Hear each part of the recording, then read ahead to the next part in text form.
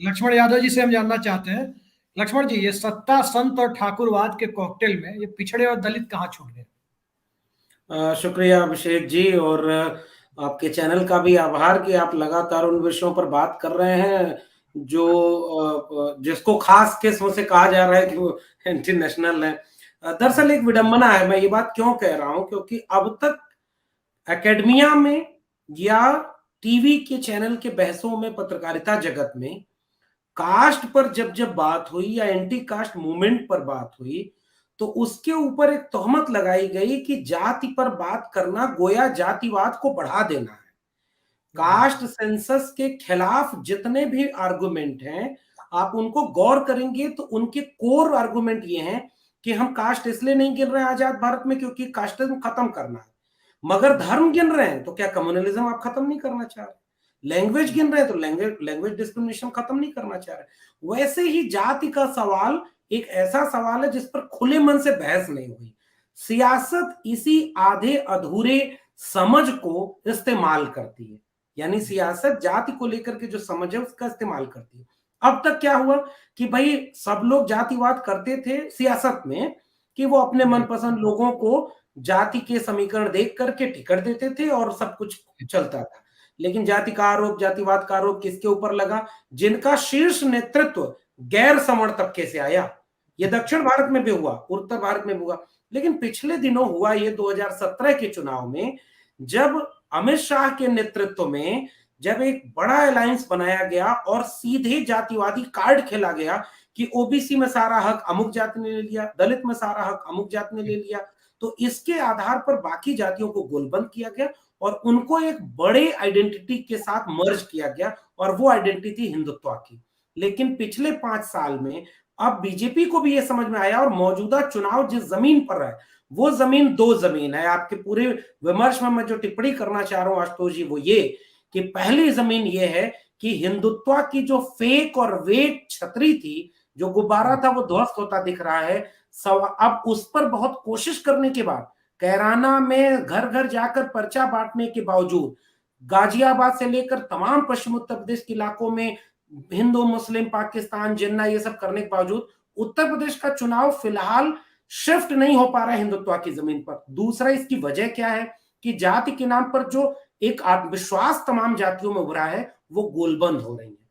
वो अलग अलग, वो चाहे बसपा के नेतृत्व में हो रही हो, चाहे समाजवादी पार्टी के नेतृत्व में हो, या चंद्रशेखर का नेतृत्व उभर रहा हो, जितने भी हैं, इन्होंने बहस को हिंदुत्व से शिफ्ट किया है। और दूसरा जो पक्ष पूरे उत्तर प्रदेश चुनाव में मौजूदा परिदृश्य में है, वो मुद्दे बड़े अहम हो गए। मसलन पुरानी पेंशन एक ऐसा मुद्दा बन गया जिसको बीजेपी न नकार पा रही है, न स्वीकार कर पा रही है।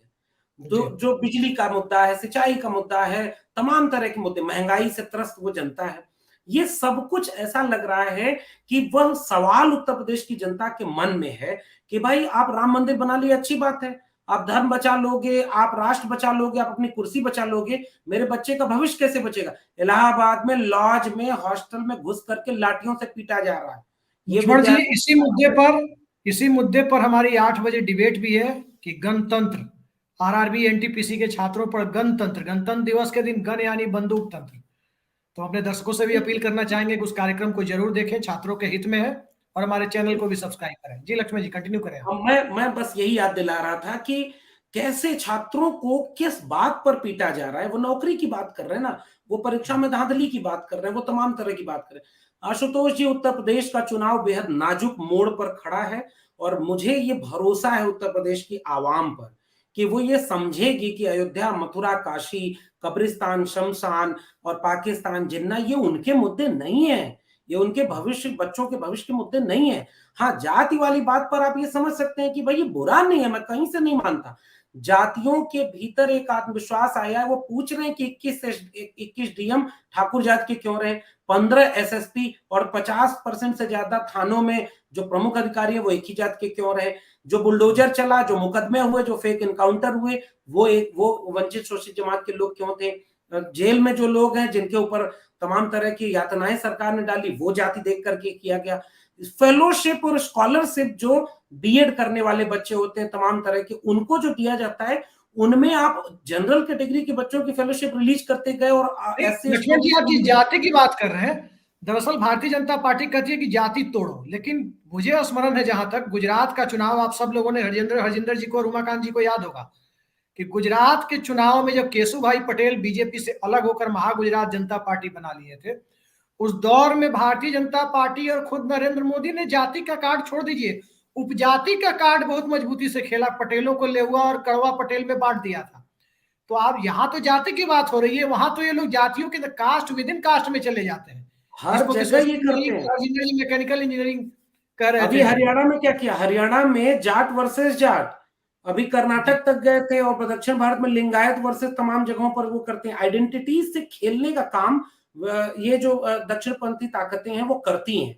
जाति का आपकी गोलबंदी, अच्छा मुख्यमंत्री रहते हुए अपनी जाति को ओबीसी में डलवा रहे हैं, तो फिर आप आरक्षण विरोधी क्यों हैं, आप जाति के विरोधी क्यों हैं?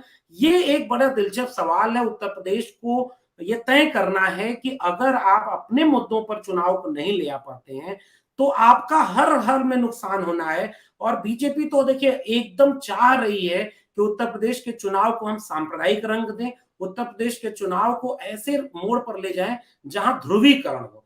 यही उनकी सियासी जमीन है, उसी पर वो बार बार ले आने की कोशिश करेंगे। बाकी जनता को तय करना है कि आप उधर जाते हैं या अपने बच्चों के भविष्य की दिशा में आते हैं। ये उत्तर प्रदेश की जनता का इम्तिहान है।